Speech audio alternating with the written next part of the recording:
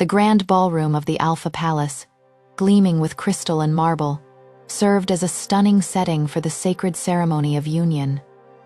Nobles chatted and laughed beneath the twinkling chandeliers, and a magical atmosphere filled the air. For Sophia, a shapeshifter whose parents had passed away, tonight was more than a celebration. It was the beginning of a new life. In an hour, she would complete the soul binding ceremony with her charming fiancé, Lord Edward, and with the blessing of King Alpha, be forever united. Welcome to Luna's Romance Stories. Read the entire novel in one go. Message or comment to tell me what kind of story you'd like to read. Subscribe to the channel for daily updates.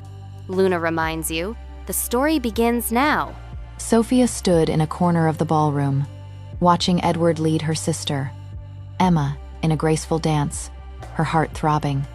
Emma's brilliant smile and Edward's warm laughter drew whispers from the crowd. "What a wonderful match," an elderly noblewoman remarked. "Are they also being united tonight?" Sophia smiled, unconcerned. "Not at all, ma'am. Lord Edward is my fiancé," her voice tinged with pride. She loved the way Edward took care of Emma, ensuring she felt at home in this unfamiliar court. Their rapport warmed her heart. Edward would be a wonderful brother to Emma, united. Across the ballroom, King Alpha sat on his throne, his face hidden behind a silver mask. Some said it was an ancient tradition. Others whispered it was a protection or a cover-up for disfigurement. Sophia didn't care. Soon, this masked king would be her king, and this kingdom would be her home. The thought gave her a thrill of pleasure, though a flicker of unease crossed her mind as she caught Edward's gaze and Emma's. She shook her head. It was just her imagination. A commotion interrupted her thoughts. Two guards seized a masked figure in a tattered cloak, a commoner who had crossed the threshold of the viewing area. As they marched him toward the garden terrace, he stumbled, his shoulder slamming into Sophia's. His hand grasped her arm, and a sharp surge of energy passed through her. In a flash of lightning, the ballroom began to spin, the sound as indistinct as underwater. Fragments of the stranger's thoughts flickered in her mind. "I sincerely apologize," the man whispered, his tone sincere, his hand lingering for a moment. "Let go of this lady," a guard shouted, pulling him away. "I am fine," Sophia said steadily. Still dizzy, the guard dragged the stranger away, but the feeling of his touch lingered in her mind, and those unfamiliar voices whispered in her ears. "Sophia, are you okay?" Emma rushed to her side, her eyes filled with concern. "Just a little dizzy," Sophia replied, adjusting her skirt. "I am fine." Edward approached, his face grim. "Civilians should know their place, especially in situations like this," he said soothingly, his hand resting on Sophia's back. "You look pale. Rest a while." Sophia watched them disappear into the garden, confused what had just happened. "Sophia, are you all right?" Emma rushed to her side. Sophia shook her head, still feeling oddly light-headed. "I am fine," she assured her, straightening her gown, "just a bit dizzy." Edward joined them, his expression darkening. "Commoners should know their place, especially on ceremonial occasions." "Aeon." "It was an accident," Sophia said, surprised by her own defensiveness. "Let's forget about it." Edward placed a protective hand on her back. "Perhaps you should sit down for a moment, you still look pale." Sophia smiled up at him, the momentary discomfort beginning to fade. In just 1 hour they would be bound together forever. Now only one trouble remained, making sure Ma wouldn't have to go back home. "Sister," Sophia said, "did any young suitors ask for your hand while I wasn't watching?" Emma shook her head. "We're here for you, Sophia." "Not for me." "Well, why can't it be both?" Sophia reached out to adjust a strand of Emma's hair. "You look absolutely lovely tonight. Who knows, you might even attract the eye of the Alpha King himself." As her fingers brushed against Emma's temple, her voice suddenly rang out clear as a bell, yet somehow distant and echoing. "She is mocking me," Emma's voice said, "always so superior, always the perfect heiress." Sophia jerked her hand back. Superior? When had she ever acted superior to her sister? "Of course I am not mocking you, Emma," she protested, taking it back. She'd always treated her younger sister with nothing but love. She'd had no idea Emma harbored such resentment. "Emma, you are beautiful and kind. Truly any man would be fortunate to have you, even a king," Sophia insisted. I don't understand why you'd think I am being superior." She was hoping her sister would explain herself, but instead of the contrite explanation, "So," Fia anticipated Emma's expression, morphed to utter confusion. "Pardon?" She asked. "I didn't say anything about you mocking me, Sophia." Sophia searched her sister's face for any sign of deception. She found only genuine bewilderment. "But you just," Sophia faltered. "I clearly heard you say I was being superior. I didn't say anything like that." Ma. Eyes widened. "Sophia. Are you feeling all right?" Sophia bit her lip. Had she imagined it, Edward placed a steadying hand on her back. "Perhaps the excitement is getting to you, my dear. Would you like some air?" Sophia stared at her sister, utterly confused. She'd heard the words so clearly, Emma's voice. Emma's tone. "Yes," she managed finally, "some air would be nice. I'll fetch you some water," Emma offered as she turned to go. Her fingers brushed against Sophia's wrist. "You won't be so high and mighty when Edward leaves you," Emma's voice said with sudden venom this time. Sophia was looking directly at her sister. Emma's lips hadn't moved yet. Her voice had been crystal clear, though strangely hollow, as though spoken from inside a cave. "What did you say?" Sophia gasped, flinching away. Emma stepped back, genuine alarm on her face. "Now, Sophia, I didn't say anything. You are worrying me." "I heard you," Sophia insisted, her heart racing. "Something about Edward." "I haven't said a word." Emma's voice rose in pitch while Edward's brow furrowed with "And Sophia, darling, what is troubling you?" His hand moved to cup her cheek in a comforting gesture. The moment his skin touched hers, that strange jolt returned, and then Edward's voice filled her head, echoing strangely as his lips remained still. "What nonsense is this now?" She heard him say. "I've come too far to have." Sophia doubting at the last moment. "Just a few more hours and her fortune will be mine." Sophia stumbled backward, her hand flying to her mouth. "My love, what is wrong?" Edward reached for her again, his expression concerned, while his voice magically rang inside Sophia's head once more. If only Emma had been named in the will, as is her due. She heard. "I wouldn't need to claim this foolish girl." Sophia recoiled from his touch. She hadn't known Emma had not been named in their father's will, but right now her main focus was Edward. "How could you?" she cried, backing away from him. "I heard you. I know how you really feel." Edward's face hardened. "You are speaking nonsense. Come, the ceremony will begin soon." "No." Sophia shook her head. "The ceremony is off. I won't be mated to someone who only wants my inheritance. Someone who is in love with my—" Edward grabbed her arm. "Lower your voice," he hissed. "You are making a scene over nothing." But his thoughts hammered into her mind. "If she ruins this, now father's creditors will take everything I need, her fortune, to save the estate." "Let me go," Sophia demanded, trying to pull away. They had reached the edge of the ballroom, near a side entrance to the gardens where the beggar from earlier now sat on the steps, apparently having evaded the guards. "You are being hysterical," Edward said. "What is wrong with you, Sophia?" "When we're mated." "When we're mated," Sophia repeated, incredulous. "We will not be mated, Edward. It is a little too late for that, don't you think?" he asked lowly. "The king himself is prepared to bless our union." Sophia stamped her foot. "I'd rather mate with that beggar over there," she declared, pointing to him. "Then spend another moment with you." Edward's facade cracked. "Is that so?" His voice rose. "Perhaps we should ask him if he'd have you." Humiliation burned through Sophia. Without thinking, she wrenched free of Edward's grip and strode toward the beggar, and then Sophie did the only thing she could think of to prove her point. She seized the front of his worn cloak and pressed her lips to his. She braced herself to hear his thoughts. Too expected shock or confusion to flood her mind as it had with the others. Instead, there was nothing but silence and the unexpected softness of his lips against hers. When she pulled away, she found herself staring into those same striking gray eyes she'd glimpsed earlier, now watching her with equal parts surprise. And was that amusement? Edward's hand closed around her arm again, yanking her backward.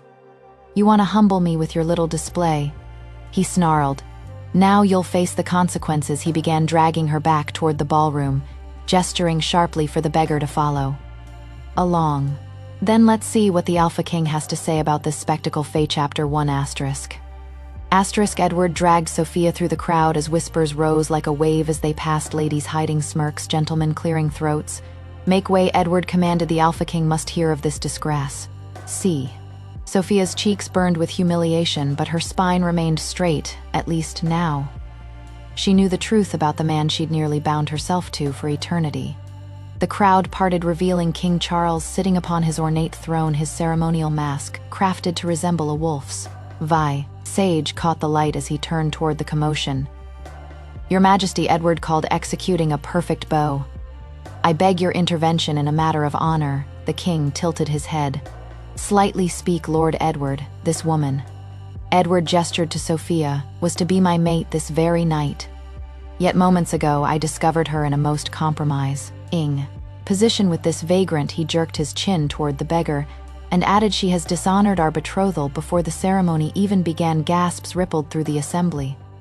"Is this true?" the king asked before she could respond. Edward spoke again. "I demand justice according to the old laws," he declared. "If a betrothed person betrays their ended, they must choose either honor the original commitment or bind themselves to the one they chose to betray." With Sophia's eyes widened, she hadn't known of this law. "Indeed," the king said. "Lady Sophia, will you honor your betrothal to Lord Edward, or will you bind yourself to this man?" He gestured toward the beggar. Edward stepped back with a triumphant smile, and Sophia suddenly understood his strategy. He believed she would never choose a life of poverty and disgrace, that when faced with the alternative she would meekly accept him as her mate inheritance, and all her gaze traveled between Edward with his golden hair and fine clothes, and the tall stranger beside him wrapped in a dead cloak. "I choose the beggar," Sophia announced confidently, despite the collective gasp that followed. Edward's face contorted with shock. "You don't mean to choose a beggar over me," he protested. "Oh, but I do." The beggar. "It is Sophia," snapped. "The beggar has a name," the hooded man interrupted. "Yes, of course," Sophia nodded. "I'll happily marry Robert." The man supplied a hint of amusement in his tone. "Robert," Sophia repeated firmly. "Instead of Edward." "That is fine by me." As the crowd erupted in scandalized chatter, the king raised a hand, silencing the uproar. "And you, sir, do you consent to this binding?" The beggar Robert glanced at Sophia. "Yes," he said. "Finally, I consent, Your Highness." Sophia noticed the slight tilt of the royal head as though in confusion. "Are you certain?" the king asked. "Quite certain, Your Highness," Robert insisted. The king remained still for another moment, then nodded. "So be it. The mating ceremony will proceed, starting with a different pairing than anticipated." He gestured to the priest father. "You may begin." Edward's face had gone pale with fury. "This is madness," he hissed. "You would throw away everything for this gutter rat." "Better a rat than a snake, Sophia," replied the priest, approached with visible reluctance when he placed his hands on their shoulders to begin the blessing. His thoughts flooded Sophia's mind. The poor girl is throwing her life away, and for what? To mate with a beggar so filthy he'll probably give her fleas. Sophia flinched but held firm as the priest intoned the ancient words of the mating ritual. "The mating bond requires an exchange of blood. The priest finally announced. The beggar will bite first, followed by his mate." Robert stepped closer to Sophia. "Are you certain?" he asked. She nodded, exposing her neck. She would not mate with Edward, of that she was certain. As he moved closer, the hood of his cloak fell back completely, and Sophia caught her first proper look at the man she was about to bind herself to for life. The collective gasp from the crowd confirmed she wasn't imagining what she saw. Far from the dirty vagrant she'd expected. Robert was strikingly handsome. His face was all sharp angles and perfect symmetry, high cheekbones, a strong jaw dusted with the shadow of a beard, and full lips. Perhaps being a beggar's bride won't be such a hardship after all. A noblewoman nearby whispered audibly. Sophia's cheeks flushed at the implication. She braced herself, expecting his bite to be rough. Instead, his hands were gentle, and his lips brushed her skin first before his teeth broke the surface of her neck. When it was her turn, Sophia leaned forward to complete the bond beneath the worn collar of his cloak. Robert's skin was unexpectedly clean, his scent pleasant like pine and night air. Her teeth broke his skin, and the connection strengthened instantly. But as Sophia waited for the rush of his thoughts to invade her mind, nothing came. "It is done," the priest proclaimed. "Before the eyes of the court and the blessing of the Alpha King, you are now mated." Chapter 2 The night air bit through Sophia's ceremonial gown as she followed Robert along a narrow forest path. They had left the palace with nothing but the clothes on their backs, her in silk, that snagged on every branch, him in his worn cloak that he draped over her shoulders. When he noticed her shivering, the simple kindness had made her heart flutter unexpectedly. In truth, she owed him far more than thanks. This stranger had saved her from a lifetime bound to Edward's deceit. Before departing, she had managed one crucial task. She had spotted her father's old steward, George, among the spectators and pulled him aside. "Take this letter to Master Philip," she had whispered, "my financial advisor. Tell no one." The old man had nodded, tucking the message into his vest. "Will you be safe, my lady? Just deliver it," she'd replied. And quickly in the letter she'd instructed Master Philip to confirm two things: whether her mating to Robert affected her inheritance, and if Emma truly had been excluded from their father's will. She'd also made him a request to lie, if anyone inquired about her financial status, to claim she couldn't access her. Fortune Edward would never stop pursuing her otherwise. Now, trudging through the darkened forest after a man she'd known for mere hours, Sophia felt a curious mixture of fear and hope. The mating bond pulsed between them, a constant reminder that there was no going back whatever awaited her at the end of this path. Was her new life each time Robert turned to make sure she was keeping pace. The moonlight caught his gray eyes, and Sophia felt a little thrill run through her. Maybe this hasty union could become something genuine. "It is not much further," he said, his voice the only warm thing in the chill night. Just beyond this clearing the trees opened to reveal a small cabin nestled against the hillside. In the moonlight, Sophia could make out its weathered planks and sagging porch. As they drew closer, she noticed holes in the thatch roof. "Welcome home, Robert," said, pushing the door open. The cabin's interior was a single room containing a rough-hewn table with one chair, a small fireplace with a few logs stacked beside it, and a narrow cot pushed against the far wall. "Nothing more. I apologize for it not being much," Robert said, watching her face carefully, probably far from what a noble lady requires. His stance was tense, almost expectant, as his gray eyes remained fixed on her face, studying her reaction with unusual intensity. A terrible realization then hit Sophia. "He accepted my hand because he thinks I am wealthy. She thought he is waiting to see if I'll reveal my true colors now that we're stuck here." The thought stung more than it should have. She'd begun to imagine that perhaps he'd helped her because he'd felt some of the same inexplicable connection she had, but no, like Edward, he saw her as nothing more than a path to fortune. Disappointment hardened into resolve. She would not be used again. "Actually, kind sir," she said, "I should inform you that I am no longer a noble woman. I cannot inherit unless I marry a man of noble birth. So I am afraid I've lost all my fortune by choosing you." She watched his face carefully, looking for the telltale signs of disappointment or anger that would confirm her suspicions. "Is that so?" Robert's eyebrows rose in curiosity. "Then why didn't you marry a man of noble birth?" He didn't believe her. Sophia realized he thought this was some kind of test or trick. "Unlike you, dear. Husband, my fiancé was only after my inheritance," she replied. Studying his reaction, Robert's eyes narrowed slightly, searching her face. "I see." He leaned against the table. "So I suppose you'll be asking for a separation to get your money back." A muscle twitched in his jaw as he waited for her answer, and Sophia's heart sank further. "He wants me gone," she thought. "He was hoping to take my money, but now that I don't have any, he wants me to leave." Well, if he wanted to be rid of her, he'd have to say it directly. She wouldn't make it easy for him, because by failing to honor her betrayal, she'd be expected to go back to Edward, and she'd rather sleep in the forest. "First, that was never my intention," she said, squaring her shoulders. "Though perhaps you will ask for a separation upon finding out I am poor." "Not at all, dear wife." His lips quirked into a half smile. "But as you can see, my roof is full of holes. There is not much to eat, and I have barely enough wood to last us the night." He trailed off expectantly, and Sophia nearly laughed at how transparent he was, trying to scare her into admitting she had money hid. "Den away, I am sure with my assistance we will manage," she replied with a bright, brittle smile. Robert tilted his head.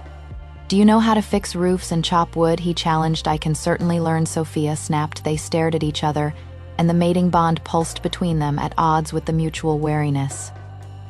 Finally, Robert shook his head and moved to start a fire in the hearth. Once the flames caught, he straightened and deliberately approached her. "You must be cold," he said, reaching for her hand with clear intent. Sophia hesitated before allowing him the contact. The moment their skin touched, the mating bond flared like a banked fire, suddenly stirred to life.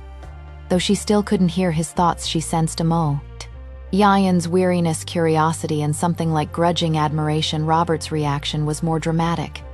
His eyes widened in genuine shock, his lips parting slightly as he stared at their joined hands. "Do you have magic?" he asked abruptly. What Sophia blinked, confused. "Magic?" he repeated, "other than the obvious ability to shift." The specificity of the question caught her off guard. "Why?" she asked suspiciously. Were you hoping I'd magically make your problems go away? No, of course not, Robert said, perplexed. Sophia crossed her arms. It shouldn't matter if he wanted. Her money, she hadn't married him for love either yet. Somehow the thought of him having an ulterior motive stung. She'd wanted, Ishly perhaps, for at least one person in this new kingdom to accept her for herself good, she said firmly. Because we're mated now, so I am not going anywhere. Fine, he said after a moment. But don't expect to live here for free if I have 2 mouths to feed. I expect you to pitch in. Fine, she shot back, but don't expect me to share your bed. It is too small. I am taking it. Fine, his jaw clenched. Great. She lifted her chin. They stood facing each other, arms crossed, identical challenging gleams in their eyes. The fire crackled in the hearth, casting long shadows that seemed to dance with the tension between them. Fae Chapter 3 ***. A month after her impulsive wedding, Sophia found herself knee-deep in mud. Scrubbing the inside of Farmer Martin's pig pen, the burly farmer had offered them 3 copper coins, an opportunity. Sophia couldn't refuse. That spot's been clean for 10 minutes. He called from the fence, you are just pushing mud around now, girl. Sophia blinked, realizing the farmer was right. I am sorry, she mumbled, struggling to her feet. First time. Clean. In a pig pen, Martin asked, not unkindly. Sophia tried to smile, grateful for his lack of judgment. But then, as he extended his hand to help her out of the enclosure, their fingers briefly touched, and immediately his thoughts invaded her mind. Look at her, soft as butter and twice as useless. Probably some lord's runaway plaything, she dead her hand away. This was the curse of her new ability, hearing the unfiltered judgments people kept hidden behind polite faces. The only mind closed to her was Robert's. A fact that both frustrated and relieved her. Sophia began the long walk home, her coarse linen dress caked with mud, and worse, by the time she reached their cabin, the sun was setting. Inside, Robert was whittling by the fire, his knife moving with practiced precision over a piece of wood. Productive day, he asked, setting aside his project. 3 copper coins and vegetables, she replied. And you 1 silver piece and a side of bacon, she nodded, too tired to speak further. Every day was the same, an endless cycle of hard labor for meager reward. And yet she refused to admit how much she struggled to do so would be to give Robert the opening to tap into her fortune. No better, he thought. She was as poor as he did. Now the roof still needs patching before the rain comes, he said. Casually, Sophia stared at him in disbelief. The roof? I've been cleaning pig filth since dawn. She ested. Do you prefer to sleep under the rain again, Robert? Asked, watching her reaction carefully. She knew what he was doing, always testing, waiting for her to admit defeat and confess to having the means to hire someone else. Fine, she said sweetly. But while I am doing that, perhaps you could finally fix that table that wobbles every time we eat and the door that sticks. Oh, and we need more firewood. A spark of amusement shed in his eyes. Anything else, my lady? Actually, yes, we need clean water from the well, he bowed mockingly. As you wish. By late afternoon the next day, Sophia was perched precariously on the edge of their cabin's roof, hammering reeds into place to patch the worst of the holes the autumn wind had picked up, making her already precarious position more dangerous. Eventually, her foot slipped completely on the damp thatch, and she slid several feet before frantically clawing at the edge. Suddenly, strong hands gripped her calves, steadying her.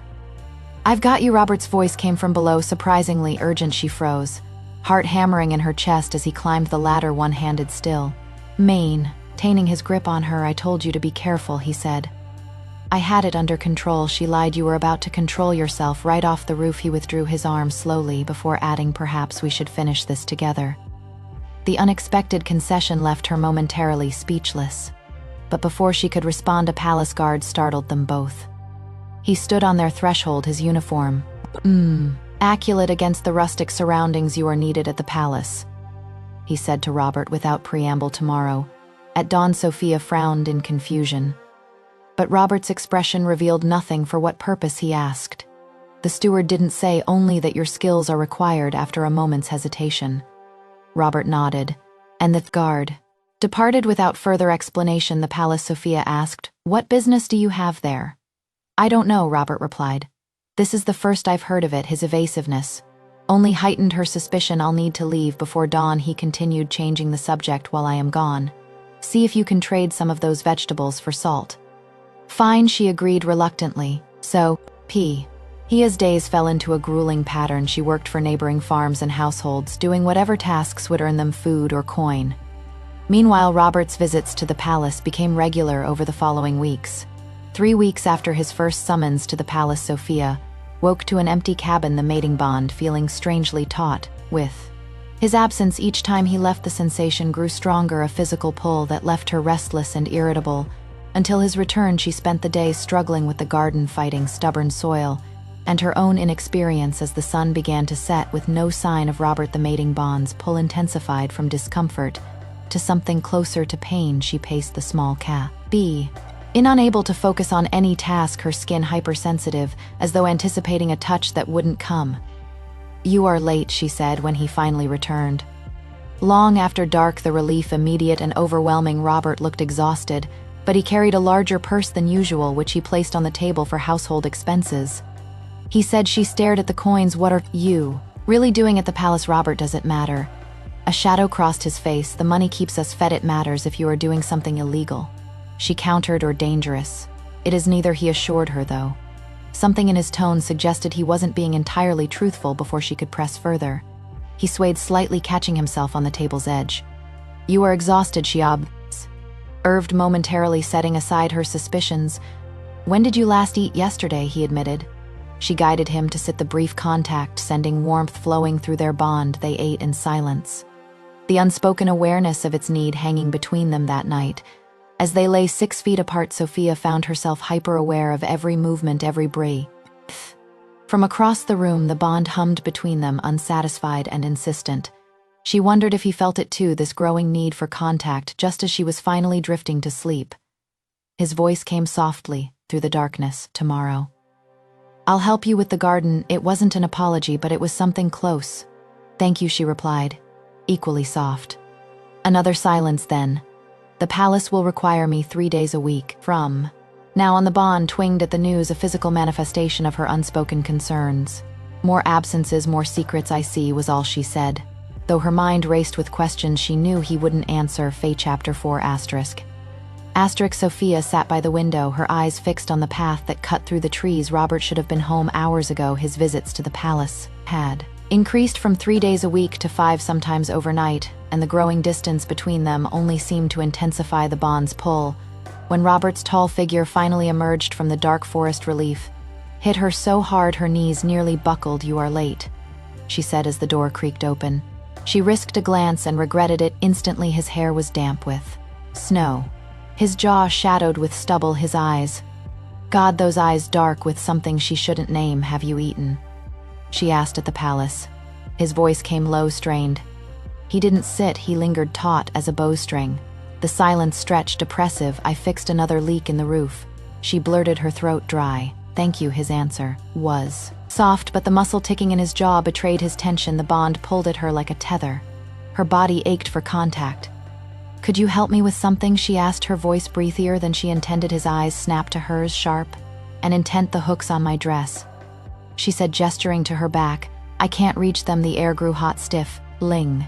His silence lasted a beat too long before he nodded.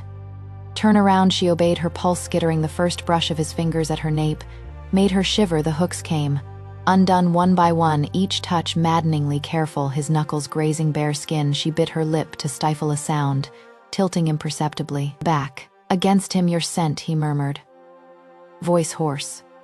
He said nothing more, but his breath shifted and she realized he was leaning closer, drinking her, and her eyes fluttered shut for a heartbeat. She thought he'd sink his teeth into her skin like the bond demanded. Instead, with a ragged breath, he forced the last hook loose. "All done," he murmured. She turned slowly, her loosened dress slipping scandalously off one shoulder. His gaze dropped to the exposed skin, his nostrils flaring. "Anything else you need?" he asked. They stood caught in a terrible standoff, the bond thrumming between them like a drumbeat. "No," she murmured, waiting for him to say something. Frustration lie carried across his features before he tore his gaze away. "All right, I'll go check the woodpile," he said, and then he was gone, the cold air rushing in again as the door slammed. The next morning, Sophia woke to an empty cabin yet again. The bond's discomfort was immediate and insistent, a hollow feeling beneath her breastbone that grew more pronounced. With each passing hour, by midday, her skin felt too tight, her nerves too raw, and by evening, She was pacing the small cabin, unable to settle to any task that night. She found herself lying in his bed, instead of her own face pressed into his pillow. Breathing in his scent, it only made the ache worse. The following day, he still hadn't returned. And she ventured into the village for supplies, hoping human contact might distract her. At the market, she overheard a villager speaking with several men, their voices grave. 3 travelers attacked already. Someone said kings offering a substantial bounty to whoever can drive off the rogue shifters. They say, another man added, coming down from the northern hills. The rest of Sophia's trip to the lodge proved even more unpleasant. Accidental touches that sent unwanted thoughts flooding into her mind. By the time she returned to the cabin, her head throbbed, and her patience had worn dangerously thin when Robert finally returned. That evening, she was at the breaking point. He looked worse than she felt, haggard eyes bloodshot, his movements stiff as though he were in pain. Neither spoke immediately. They circled each other warily like animals unsure whether to fight or flee. You were gone longer than expected, she finally said, the accusation thinly veiled.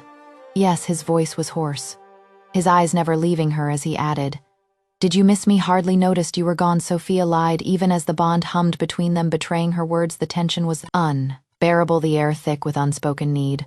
Robert stood too close and not close enough, his scent enveloping her, making it difficult to think clearly. Perhaps, he said abruptly, his voice strained, you could go gather firewood. The pile is getting low. Something in her snapped. 3 days of the bond's torment of missing him, despite herself, of wondering where he went and what he did, and now this again, giving her task to taunt her. Right, she said, and perhaps you should try earning that bounty being offered for rogues in the northern hills.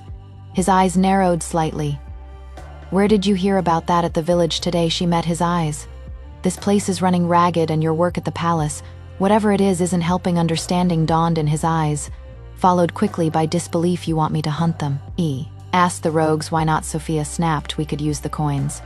And since you are so eager to be away from here, she let the implication hang. So that is what you want, Sophia? He asked, his voice low and intense. For me to leave? The words stuck in her throat.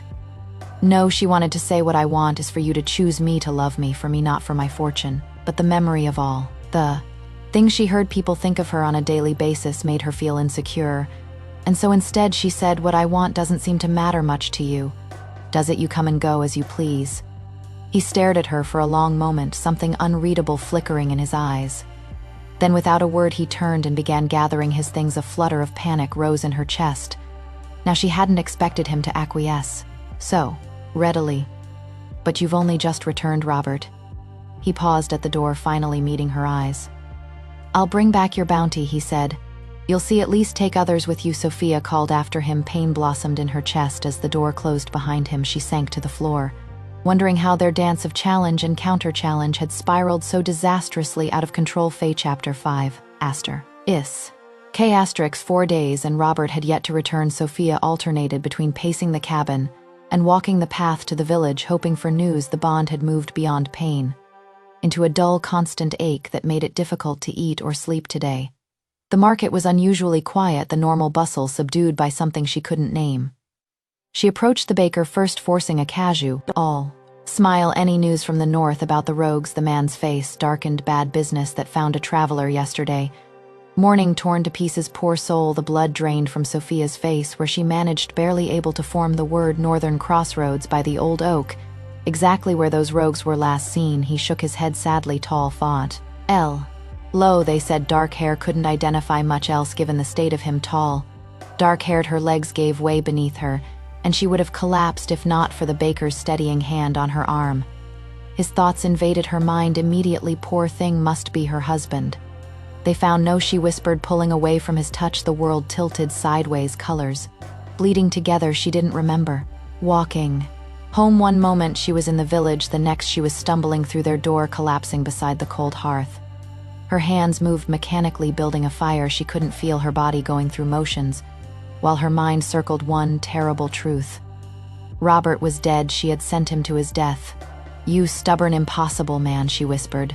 To the empty room. Why did you have to prove yourself? Why couldn't you have stayed? The questions hung in the air, unanswered. She wrapped her arms around herself, rocking slightly as the truth she'd been fighting finally broke through. She loved him, not just desired him, not just needed him for the bond, not just appreciated his presence. She loved his quiet strength, the gentleness in hands capable of such power. She loved how he challenged her, matched her stubborn for step.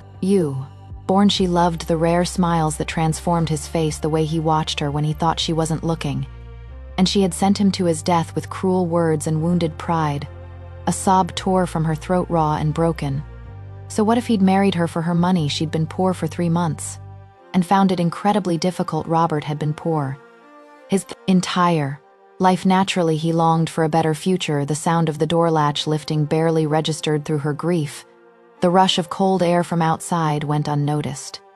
It was only when a shadow fell across her that Sophia looked up, not daring to believe what her senses told her. Robert stood in the doorway, haggard, but very much alive. Blood stained his shirt afresh. Cut marked his cheek, but he was there for a moment. She thought she'd conjured him from pure longing, a phantom born of desperation and grief. But phantoms didn't bleed. "I got your bounty," he said, tossing a small pouch onto the table. "What are you doing on the... Are you crying?" The question, so mundane after the hell she'd endured. Buon. Key, something loose inside her, you idiot. She finally managed, her voice hoarse from crying. "I thought you were dead." Confusion crossed his face. "Dead?" he asked. "Why?" "Because it has been 4 days," she cried, rising to her feet, "and there was a man killed by wolves at the northern crossroads." His eyes widened slightly. "Well, that wasn't me," he explained quite uselessly. Obviously, Sophia screamed, deed, relief giving way to anger. "But how was I supposed to know that you just left because you asked me to?" He reminded her. "I didn't think you'd actually go," Sophia snapped. Robert blinked. He took a step toward her, then another, his movements cautious. "You were worried about me," he observed. "Well, of course I was." Her voice broke, and with it the last of Robert's restraint. His eyes, dark, end pupils swallowing the gray, his wolf rising to the surface. "Sophia," he said, her name low and rough like gravel dragged across her skin. That was all one word, and she shattered. Their bodies collided, his mouth crushed against hers, wild and unrestrained. And the bond surged, vicious and sweet, a flood of heat that made her moan into his kiss. Her hands clawed at him, desperate to prove he was real. His shirt tore beneath her fingers, and he groaned as though the sound of fabric ripping was too much to bear. He lifted her easily, her legs wrapping around his waist, her back pressing to the wall. Before she even realized they had moved, "Tell me to stop," he ground out against her. I'll stop if you don't." "You dare?" she gasped, dragging him back. The kiss was endless, brutal with need, until he carried her to the bed for one suspended heartbeat. Their eyes met, his dark and starving, but vulnerable too. Almost reverent, then thought dissolved. Words became meaningless. His mouth claimed hers again, and the rest was heat and pressure, fabric tearing skin against skin. The bond wrapped tight around them, electric and merciless, amplifying every touch. When they finally came together, it was with the force of inevitability, the breaking of a storm that had threatened for far too long. It was consuming and raw, their wolves howling through the bond, their bodies moving. As one later, there would be words, later confessions, but not now. Now, there was only this, his body tangled with hers, the bond blazing, and the truth. Neither of them could deny anymore that they needed each other. Fae Chapter 6 ***. 3 days had passed in a blissful haze. Sophia lay tangled in the bedsheets, Robert's arm draped possessively across her waist, his breath warm against her neck. "We should probably get up," she murmured. Robert's response was to pull her closer. "Why?" he asked, voice still rough with sleep. "With that bounty you made me get. We don't need to work for at least another month," she laughed, turning in his arms to face him. "You plan to keep me here indefinitely?" Why not? It is a good plan." His fingers traced lazy pattern along her spine, "the best I've had in years." In fact, the bond hummed contentedly between them, warm and vibrant. Through it, she could sense his happiness, his satisfaction, emotions that mirrored her own so perfectly. It was sometimes difficult to tell where her feelings ended, and his began. "You are happy," she said, touching his face wonderingly. His eyes softened as he caught her hand, pressing a kiss to her palm. "Did you doubt it?" Before she could respond, a sharp knock at the door interrupted them, making Robert groan. "Ignore it," he said, burying his face in her hair. "They'll go away." The knocking came again, more insistent this time, followed by a stern voice. "Open up, beggar. You were expected at the palace yesterday." Sophia stiffened, but Robert seemed unconcerned. "Not now," he called, his lips finding the curve of her neck. "The king commands your presence immediately." The voice insisted. Sophia pulled back slightly. "Robert, the king," she began. He'll wait, her husband murmured, reclaiming her mouth in a kiss. She broke away, breathless, but determined. You can't ask a king to. Wait, Robert laughed, the sound rich and genuine. Are you worried about me? He asked. Of course I am worried, she swatted his shoulder. This isn't funny, Robert, be serious. His grin widened, and he looked absolutely delighted. Fine, he conceded. Stealing one more kiss, I'll go, but I'll be back soon tonight. Another kiss, deeper this time. Dawn. Don't go anywhere, as if I could. She murmured against his lips, the bond singing at his touch. Eventually he disengaged himself from her in the sheets, dressing quickly. While she watched from the bed, he paused at the door, his eyes lingering on her with such naked want that she blushed. Tonight, he promised again. And then he was gone. Sophia sighed, stretching lulls. Anne. Guidely, before finally rising to dress, she was just fastening her last buttons when another knock came at the door, laughing. She moved to answer it. What did you forget this time? She called, swinging the door open with a smile. The smile froze on her face. It wasn't Robert. Emma stood on her doorstep, her eyes red-rimmed and swollen. Hi, Sophia.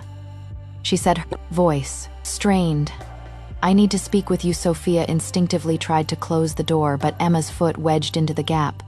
Please, she begged, just hear me out. Against her better judgment, Sophia relented, stepping back to allow her entry. Talk about what? She asked, crossing her arms defensively. About how you and Edward were in love and failed to tell me. Ma's chin lifted, a flash of defiance in her tear-filled eyes. You can't fault me for falling in love. I am not, Sophia retorted. I am angry you didn't tell me. Why act like nothing was going on? Why let me continue planning a wedding to a man who was in love with you? You know why? Emma's voice hardened. Because while your darling father adopted me, he failed to put me in his will. I am left with nothing. Well, I didn't know that at the time, Emma. Sophia replied. Because you didn't check. Emma shot back. Because you never had to worry about things like this, did you? Shame and anger warred within Sophia. And you didn't think to just ask for my help. She said I would have given it to you, Emma. You didn't have to lie to humiliate me. Emma's composure cracked, tears spilling down her cheeks. You are right. I am sorry. She reached out her fingers, brushing Sophia's arm. Immediately, Emma's thoughts flooded into Sophia's mind. Wait till your husband kicks you out when he finds you haven't inherited. You'll know humiliation then. Sophia recoiled from the touch, the bitterness in Emma's thoughts startling in its intensity. First of all, she said coldly, not only did I inherit, but second, my husband doesn't know and he loves me anyway. Emma gasped, her eyes widening. Edward was right. You can read minds. Her expression shifted from shock to calculation. And you do have the money, she added. Sophia realized she'd been baited into revealing both her ability and her financial status. Emma's tears dried with suspicious quickness. Sophia, please. Emma's tone turned pleading again. Edward. And I need that money. You owe me this. I am your sister. Look where I live. Sophia gestured around the modest cabin. It is hard. Yes, but there is joy to be found here. Money isn't everything. Easy for you to say. Emma's voice turned bitter again. If you don't give me what I am due, I'll tell your husband how you lied and hid your fortune from him. She stepped closer, her eyes hard. Either he'll hate you for lying or he'll show his true colors. Either way, you'll lose him. The threat struck Sophia's deepest fear. She and Robert had only just found each other. Their relationship was still so new, so fragile. What if Emma was right? What if learning about her deception shattered the trust they'd begun to build? Fine, she said quietly. Half of it I'll meet with you and sign the necessary papers today. Emma said firmly. I've already sent for your financial advisor. He'll meet us at the old mill by the river at sundown. Sophia nodded stiffly. I'll be there after Emma left. Sophia paced the cabin, her mind racing. She'd have to tell Robert the truth eventually, but not yet. Not when they'd just found their way to each other. She needed time to find the right words to explain why she'd lied. The hours crawled by. As the sun began its descent, she prepared to leave, hoping Robert would stay occupied at the palace until after she returned. She had just wrapped her cloak around her shoulders when the door opened. Her husband stood there, his face alight with the same joy that had been there when he left, but his smile faltered slightly as he took in her cloaked form. Going somewhere, he asked. Yes, she stammered, mind racing for a plausible excuse one of the village women needs help with her sick child. His head tilted slightly. Which woman? He asked. The miller's wife. Sophia improvised. The miller doesn't have a wife, Robert said, his voice carefully neutral. Or children? I meant the blacksmith's wife. Sophia fumbled. I get confused with all these new neighbors." Robert studied her for a long moment. Something she effed. In his expression, the joy that had been radiating through their bond dimmed, replaced by a cautious wariness. "Are you being honest with me, Sophia?" he asked. She swallowed, hard guilt pressing against her ribs. "Well, what about you?" she countered, seizing the opportunity to deflect. "Will you tell me what you are really doing at the palace?" His expression closed off the warmth in his eyes. "Cool, Ing. Be careful," was all he said. The walk to the old mill was torturous, her mind replaying their exchange. The bond felt muted, dampened by the distance and the lies between them. She'd fix this. She promised herself once she dealt with Emma she'd return home and tell Robert everything. The sun was setting, casting long shadows across the abandoned building, the perfect place for a clandestine meeting or a trap. "Let's get this over with," she thought, approaching to her surprise. It was Edward who stepped out from behind a pillar. "Not Emma." His expression was unexpectedly gentle. "Sophia," he said, moving toward her. "There is another option. You could keep your entire fortune, all of it." "Where is Emma?" she replied. "Wary, she sent me to handle the negotiations," Edward said. "As for keeping your fortune, ask for a divorce, return to me. I made a mistake, Sophia. I do care for you." She tried to pull her hand away, but he held fast, his thoughts flooding her mind. "I'd rather have the entire fortune than Emma if I have to. I'll sign whatever she wants." To reassure her, the naked calculation in his thoughts revolted her. "Let go of me," she said. "Serp. Riss." Ingly, he complied, his expression still earnest. "Think about it, Sophia. You are living in squalor. You deserve better." "Better like you?" she asked. She turned to the advisor who had watched the exchange with obvious discomfort. "Draw up the papers. Emma gets half of everything. I don't care what she does with it or who she gives it to." She shot a pointed look at Edward. "But know this the moment you burn through it, there won't be more. This is all you get from me." Without waiting for a response, she turned and left, desperate to return home to Robert, to explain everything and hope he understood, to finally be honest with each other. But when she reached the cabin, breathless from her hurried pace, she found it dark and empty. He was gone. Faye Chapter 7.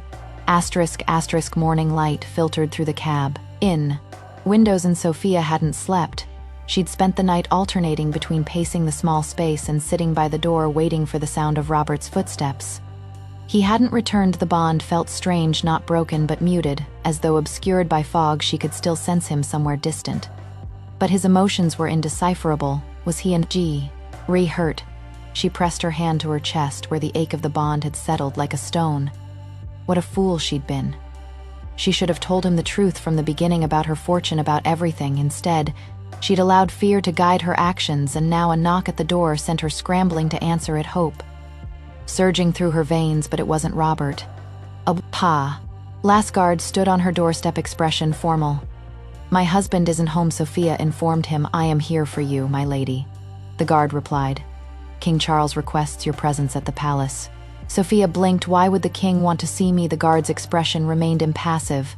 "I wasn't informed of the reason. He said so." He changed into her cleanest dress, still patched and faded, but the best she had, as the guard escorted her toward a carriage. Her mind raced with possibilities. Had something happened to Robert? Was he hurt, arrested? The palace loomed before them, gleaming white against the afternoon sky. Finally, they reached the throne room. Massive doors swung open to reveal a use chamber filled with nobles and courtiers. At the far end, seated upon an ornate throne, was the masked figure of King Charles. Even from a distance, the intricate silver and onyx mask was unmistakable. "Lady Sophia of the Eastern Provinces," the guard announced, his voice echoing through the suddenly silent room. All eyes turned to her as she walked seemingly endless distance to the throne. When she reached the dais, she sank into a deep curtsy, head bowed. "Your Majesty, rise." Lady Sophia, the king's voice was resonant, carrying easily through the large chamber. She rose, keeping her eyes respectfully lowered. "You summoned me, Your Majesty." "Indeed," the king said. "I have a proposition for you." Confusion flickered through her. What could the king possibly want from her? "I've been informed by your sister of a rather remarkable ability you possess," the king continued. "The ability to read minds." Sophia's head snapped up in shock, her eyes meeting the king's through the eye holes of his mask. So Emma had told him. Had she told the entire court as well? Is this true? The king pressed. There was no point in lying. Not here, not now. "Yes, Your Majesty." She confirmed with a small nod. A murmur rippled through the assembled courtiers. The king rose from his throne. "Such an ability is invaluable," he said. "It would be a tremendous asset to a ruler to know the true thoughts and intentions of allies and enemies alike." He paused, then continued with a formality that sent a chill down her spine. "Lady Sophia, I would like to take you as my queen." Gasps and whispers erupted throughout the throne room. Sophia stood frozen, unable to comprehend what she'd just heard. "Your Majesty, I am already made it," she stammered once she found her voice. The king waved a dismissive hand. "I am ruler of these lands. If I wish it, your current bond can be annulled. I will not force you," the king added, his tone softening slightly. "The choice is ultimately yours. But consider what I offer: a position of honor and power, wealth beyond imagining, the chance to use your unique gift to help an entire kingdom. What does your beggar husband offer that could possibly compare?" The courtiers watched breathless with anticipation, waiting for her response. "Your Majesty honors me beyond measure," she said carefully.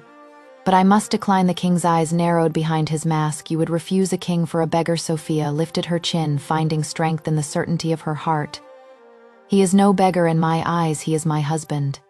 And my mate. He has been your husband. Banned for merely 2 months," the king countered. 2 months, during which you have lived in poverty, tending roofs and pigpens, never having enough to eat. You would give up a kingdom for this life. I would give up a kingdom for a life with the man I love," she said. A hush fell over the throne room. The king remained motionless for a long moment, his eyes searching hers through the mask. Then, just as he was about to respond, commanding voice cut through the silence. Enough. Every head turned toward the sound. At the entrance to the throne room stood another man dressed in royal finery, wearing an identical mask to the king's. He strode forward with purpose, his bearing regal and confident. Confusion rippled through the court as the two masked figures faced each other.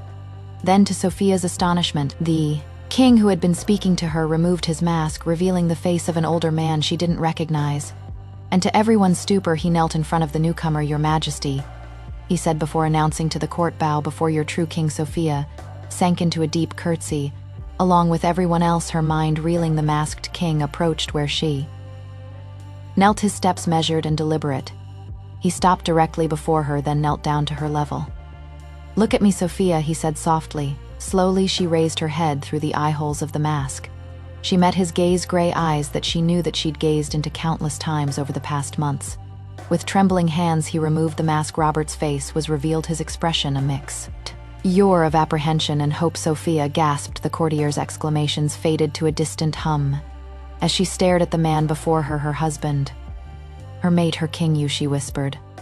Unable to form any other word, Robert King Charles raised a hand, silencing the court, before returning his attention to Sophia. "I am sorry," he said, his voice pitched for her ears alone.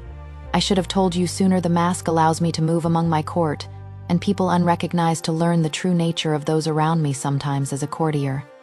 Sometimes." He smiled ruefully. "Sometimes even as a beggar." Sophia stared at him, still unable to process the magnitude of his deception, seeing her shocked. Silence." His smile faded. "I've been able to read minds since birth," he continued, his voice softening further. "It is an isolating ability, as you've learned. I was always well aware that if people were kind to me, it was because they wanted something, or because I was their prince, then their king. They loved me not for myself, but for what I could give them." The words resonated within her, echoing her own experience. Since gaining the ability, the constant doubt, the inability to trust his hands, those familiar hands that had touched her so tenderly, reached for hers when you kissed me that day. A beggar you'd just met. I dared to hope you might be different. I wanted to know if you could love me without a crown, without wealth, without status. If you could love me as just a man." The full magnitude of his deception crashed over Sophie. Months of deliberate lies, calculated tests without conscious thought, propelled by shock and betrayal. She raised her hand and slapped him hard. Robert's head snapped to the side with the force of the blow. But when he turned back to her, he was smiling ruefully. "I deserved that," he admitted. She slapped him again, tears burning in her eyes. He accepted the second blow without protest, but caught her wrist gently before she could think of delivering a third. "You were testing me too, Sophia," he said quietly. "You know what it is like hearing others' thoughts, all the dark, selfish impulses that cross even the kindest minds. How rare it is to hear genuine, selfless love." The truth of his words struck her to the core. They had been mirrors of each other, both gifted or cursed with the same ability, both desperate to find someone who would love them truly, not for what they possessed, I can't read your mind, he said, his thumb brushing gently over her pulse point. You are the only person whose thoughts remain hidden from me. I believe it is because you were meant to be mine just as I can. Outread your thoughts, you can't read mine. Tears spilled down her cheeks as the full weight of their shared loneliness, their parallel journeys settled over her all this time. They had been testing each other, pushing each other away out of fear, when what they both truly wanted was to be drawn closer. Robert knelt before her again, heedless of the watching court of his royal dynasty. Can you forgive me, Sophia? He asked, his voice breaking slightly. Can you trust me again? Will you be my queen, not because of my crown, but because we were made for each other? She looked down at him, this powerful king on his knees before her, his eyes reflecting the same vulnerability, the same hope she felt in her own heart. Yes, she whispered, her voice gaining strength as she spoke. Yes, I forgive you if you'll forgive me. Joy blazed across his face, more brilliant than any crown. Robert rose to his feet and pulled her into his arms, his lips finding hers in a kiss that promised a lifetime of truth between them. The court erupted in cheers. But Sophia heard nothing beyond the beating of her mate's heart against her own, and the sweet, perfect silence of his thoughts. A silence that meant she would have to trust in his love and he in hers from now on the way it was always meant to be.